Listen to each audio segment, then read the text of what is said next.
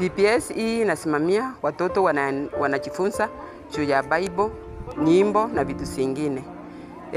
Tuseme miaka 2 nyuma, 2 years back, tulikuwa tunasoma curriculum mwingine. Na hii ni curriculum mwingine imekuja tunaita CPC. Hii CPC kama mimi vile nimefunza 3 years back nimefunza classes ni tofauti sana.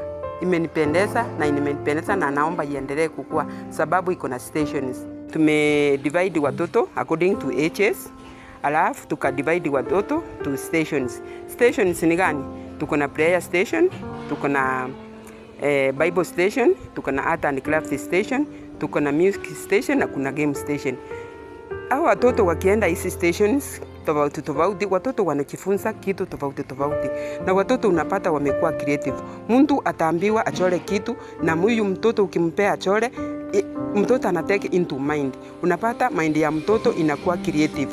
So what we can say as parents, tukue karibu na watoto tuwafundishe na tukae karibu na hawa walimu wanawafundisha, acha kukaa mbali. So walimu wetu wanaendelea vizuri. Hii ni siku ya 3 nimeona mabadiliko na naomba Mungu aendelee kuweka hawa walimu vizuri.